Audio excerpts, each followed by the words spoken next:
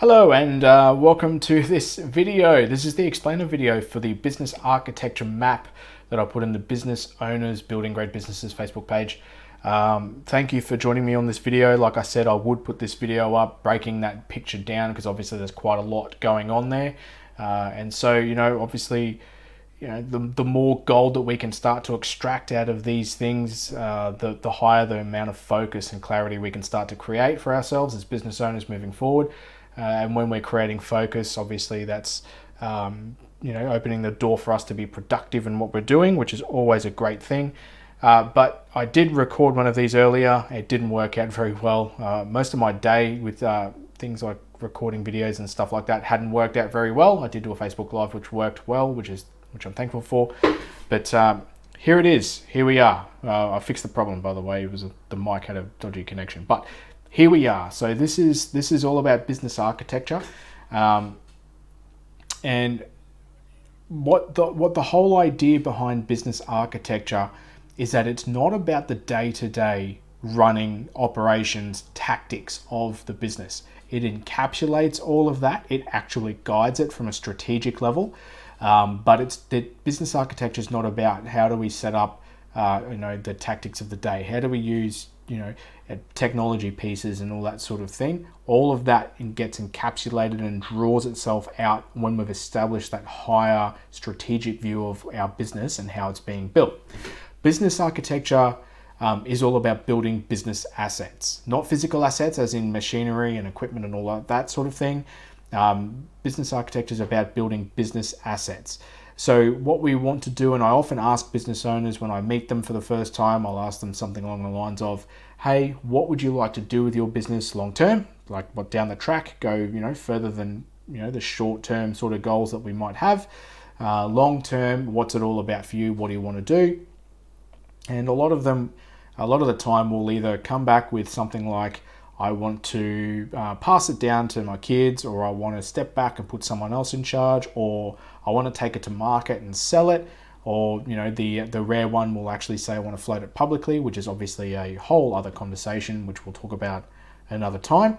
But regardless of where you want to take the business long term, regardless of what that actually looks like, what we need to understand very, very clearly is that there is one common theme that appears in all of that. And that is what business architecture is all about. So if you, regardless of whether you want to step back, put someone else in charge, pass it down to your kids and retire and remove yourself altogether, sell it to someone else and remove yourself, or float it publicly, you have to remember that the very thing that's driving the facilitation of any of those outcomes is the ability for the business to be able to operate by itself. And it will operate by itself based on the architecture that's been built into the business, which is what business architecture is all about. It's like if you were to, consider buying a house, for example. We need to understand that when you're buying a house, you'll go in and you want to make sure that the house has been well built. And if you want to pay a lot for it, if you're being asked to pay hundreds of thousands of dollars for this particular house, and it hasn't been built very well, and you can see cracks and concrete foundations are cracking, and the walls are cracking, and the roof's falling off, and driveway looks terrible, or whatever it might be. It's really important to understand the fact that if it's not really well built, it won't be very, very valuable, and you won't be able to you won't be able to do much with it. If you're the owner of that house, you have to build the house, you have to fix it up. Otherwise people buying it won't want to have much to do with it, and if they do, they'll be driving you into the ground for it. So business architecture is about building and architecting a very, very well-built business that can make sure that the time that you're putting into the business is actually well spent. That's the whole idea. Obviously we spend hours and hours and days and weeks and months and years in our business, building our businesses. We want to make sure that's a good use of time. If you're running east looking for a sunset, unfortunately, you're not going to have a good day. You'll be doing a lot of running, which is probably good for your health. But you won't get to your sunset. So the whole idea is going, okay, when we're thinking about your long-term goals and looking at what you want to do with the business long-term, obviously, and by the way, if you haven't had the opportunity or haven't taken the opportunity or hadn't been aware of the opportunity to explore what that could look like in our current climate, it might be a good time to do that. Because either way, what we need to do is go, all right, whatever that long-term outcome is saying, it's going to dictate how we spend our time in our businesses now. And so we want to make sure that, through business architecture, the time we spend in our businesses is a good use of time. The other thing about business architecture is it allows us to reliably grow and scale our business. We can effectively pack it into a suitcase. If you want to scale, we can take it to a new location, drop it down on location and essentially open it up and unpack it. If scale is not a part of your strategy, then you can grow and being able to do more business in the one location perhaps. Or if you don't, if you're happy with where the business is at right now, maybe it's about taking a holiday and taking some time away from the business to recharge, but doing so that you can still do that and have the business run reliably. Taking time away for a holiday is not very nice if you're having to think about your business the whole time you're away. You might as well just stay home and continue doing what you're doing. So the whole idea, like I said before, business architecture is about building assets in the business assets, because business assets will drive income. So business assets will drive income. If you haven't written that down, I'd be suggesting to write that down. Business assets drive income. It's like a house. You want to achieve rent from said house. You have to have the house as an asset first sitting there before you can achieve the rent. If you don't have the house, you'll have a tough time getting rent. So we need to build the asset first in the business before the income will come. So I'll go through this quickly. Obviously, here's a gender-neutral, politically correct representation of a human being in the form of a stick figure. And that I've given a label is you. And so your job, your mission is to run this thing called your business. Now, your business, you may not necessarily have a place, an office, a building, or whatever it might be. You may do, but not everyone does. For the purposes of this demonstration, this is just to represent your business. But what you're essentially doing, the one thing we do have in common is that we want to communicate to a bunch of people. Now, there's a bunch of people, however many people exist in your market. This is what we call this. This is your market, right? And what you need to do, you as the business owner, you need to communicate something to this market. These are the people that sit in your market. Now, obviously, they're sitting there in your market because they've got the problem that you solve, or they're interested in the thing that you sell, or whatever it might be. So these are the people you actually want to work with, and they are in your market. Have to remember they are human beings, and so they do have hearts, they do have feelings, that sort of stuff, as do you. And so what you need to do is be able to communicate with them in a way that allows them to afford you their attention. You're not trying to drag their attention, you want them to afford you their attention. So that's a little sort of subtle mindset around how we communicate with the market. It's all about a relationship economy. We're not in a sales economy, like I've said before in other videos and platforms, but we want to build a relationship with the people in our market because people aren't interested in being sold to. The more you try and sell, the more likely you are to drive a sale away because people are very sensitive to the fact that sales is a thing and they don't tend to like being sold to. And so building a relationship is the way to go. So we want to be able to connect with those people in such a way that it allows them to afford you their attention. And how we do that is by what we call building brand. And one of the pillars of brand is something that we call philosophy, right? So this is actually asset number 1, philosophy. Now, this is essentially your philosophy. This is the essence of what you're about. This is the core of who you are. And your philosophy, like I said, underpins your brand. People will build a relationship with your brand and not your product. And like I said, it's a relationship-based economy. So when you've got your philosophy forming, we're starting to form some brand now. People are beginning to become interested. Your philosophy tells them why they should care, right? So philosophy tells the market why they should care. And when the market, people in the market, they start to care, they'll start to ask a question. That question then triggers a response from you. It should trigger a response from you. This is why I do what I do, and this is how I do what I do. Right. So here's your response, and this is what we call positioning here. Right. So this is now coming into the second positioning, right? So positioning tells people exactly why they should talk to you, right? So philosophy tells them why they should care. Positioning tells them why they should talk to you. So I often ask business owners, how do I position you? Which is to say that I know a lot of people that would potentially be an ideal client for you, but how do I introduce you? What is it that I've got to say that makes it an absolute no-brainer decision as to why they should make that meeting happen and why they should actually talk to you in the first place? So positioning does that. You've got to talk to John because John is bang, bang, bang, bang. That. It's not about an elevator pitch or a sales pitch, 60-second pitch and those typical kind of sales tactics. Like I said, it's not a sales economy. Therefore, pitches don't really tend to work a whole lot anymore. That's very 1990s America.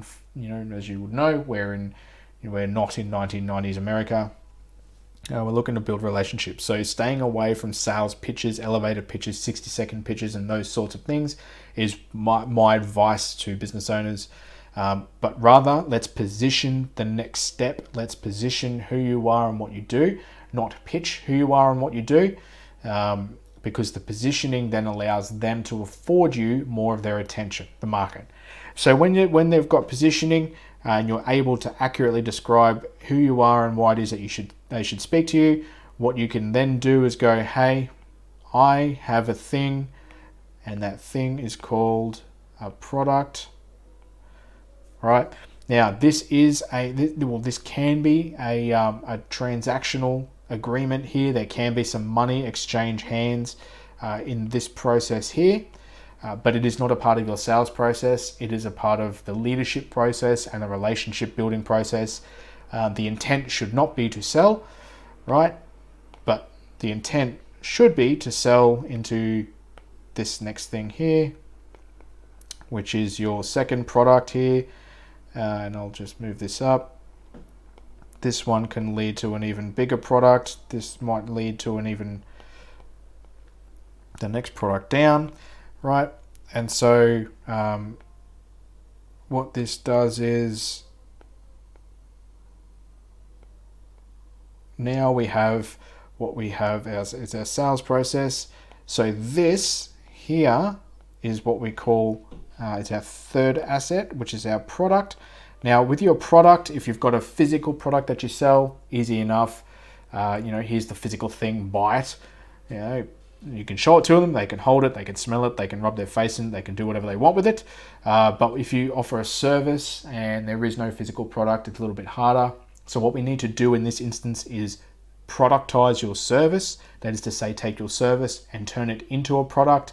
It may not have a physical representation, but it is a product, because you have to remember that when people are coming through this, they're asking one main question, which is, what am I buying? So you need to be able to answer that and demonstrate an answer to that through your products. And unfortunately, look, services work well, but services tend to be attached to the person that's delivering the service, and that is usually the business owner. And that's not a great position to be in if you want to take time away, if you want to sell it, or if you want to sell the business, or if you want to, step back or whatever it might be. So what we need to do is productize your service. Here's your products. So we might have you might have your first one, your second one, your third one, and your fourth one. You could have others, obviously, but this is your product architecture, your third asset. And this is obviously now your fourth asset that we concentrate on, which is your sales asset. Your sales asset is an extension of your product and your positioning and your philosophy. It is not a cash grab asset. Although, cash grab can be a decent result of it. Obviously, we need to make money. We're in business. But if the intent is to make money, then we run the risk of driving sales away. And the whole idea of the sales process is to nurture them along. And then these people, our clients, they end up really loving what you do. So here's the love hearts, that's their feeling, all right? And we call this, the whole idea of this is to leave them feeling fulfilled, right? So fulfillment, I'll write fulfillment, is the fifth asset that we build. And so the whole idea is you want your clients leaving you feeling fulfilled, and you also have to fulfill the promise that you made when you sold the product or led them through your product architecture. So, the fulfillment's obviously one of the most important assets. People may not necessarily remember how you act, what you say, and what you do, but they will damn sure remember how you made them feel, which is obviously an experiential piece of what you do. So fulfillment is an experiential asset. Commonly I use the example, if you think of a loved one or a pet or something that you might have lost in the past, you may not necessarily remember the things they did and said, but you absolutely will remember how they made you feel. And so fulfillment is all about leaving them in an experience that's leaving them feel amazing, leaving them feel fulfilled, because when that happens, what they can start to do and what we can start to ask them is to go up and go, hey. And for people who are interested in referrals and getting referral business, which is obviously a great way to do it, but then you can ask the referral question, which is not, hey, do you know anyone else who wants this? That's not a good way to ask that question. The way I would ask that question is, hey, John, hey, Mary, you've obviously come this far, or you've achieved this, or you've been able to manage yourself through this, reference the results that they've gotten, but go, hey, John, hey, Mary, would you happen to know anyone else just like you who had the same problem? They had a sore leg or had no money or needed to grow their business or whatever it was, just like you, that could benefit from doing this as you have. And so when you can contextualize and be specific with that question, what we can start to do is then go and use positioning again. And this is obviously in a referral sense. Right, so in positioning, we highlighted the exact language, the right language, the correct language that describes who you are, what you do, and why people should talk to you. What we do then is teach people how to do that, and that then lays the referral system, the foundations for the referral system to start to kick off. And then when people go through and they talk to people in the market, because birds of a feather, of course, they flock together. People like people who are like them. And so when you're talking to someone that you've been able to get results for, there's a good chance that they'll know other people just like them who you can also get good results for. So they'll start using your positioning and the language that's been taught to them to talk to other people in the market here. When they're interested, of course, they'll come and ask a question. You'll then explain why and how. That is your positioning coming through. When they're positioned well enough, then you can start to lead them to your product architecture. Your product architecture will then take care of them and nurture them through your sales process, which then allows them to step through. And when they come out the other side, obviously they become fulfilled. And when they're fulfilled, then we can teach them how to talk about you. And when they're talking about you, then they'll go up and talk to people that they know, and round and round and round and round and round you go. So this is a literal business system. This is business architecture. There's those 5 main pieces of architecture. The one little other piece here is that obviously you'll get the, what people can call a unicorn. And the unicorn will just go, I don't know what you do, how you do it exactly, but I'm in. And so they'll just likely want to come straight in, which is fine. No need to delay a process unnecessarily. But the whole idea is that now this starts to build the business in such a way that it starts to do itself. It operates itself. It runs itself. Obviously, it still needs you there to run it and architect it and continue to move it and shake it and groove it. But it lays the foundation with which you can start to build your business. Now, There is a 5-step process that I do run through. Obviously, we've just hit 20-minute mark, but there is a 5-step process that I do run through, which I'll do in another video, that takes you through how to come up with these assets, how to actually form them, how to implement them, how to actually scale them, so that we can really make sure that you're getting the time back to do what you want to do. You're actually developing ways and means of reliable cash flow.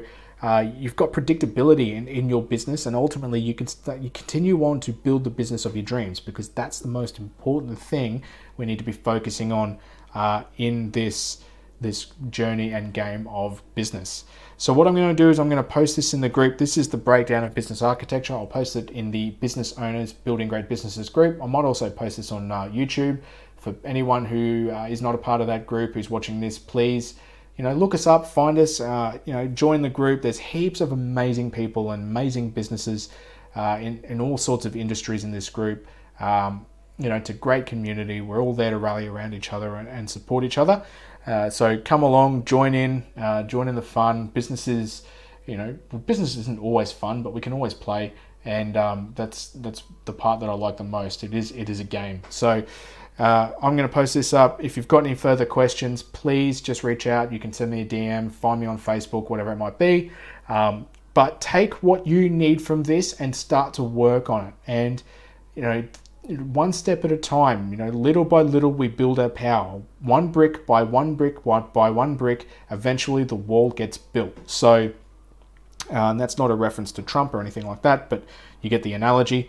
It takes one step at a time to be able to do this, but the idea is to get started, and that's often the hardest bit. So I'm going to post this in the group. Please provide feedback. Please ask questions. Please message me if you do have questions. And let's all get in and pitch in and help each other and build the businesses of our dreams. I'll speak with you soon.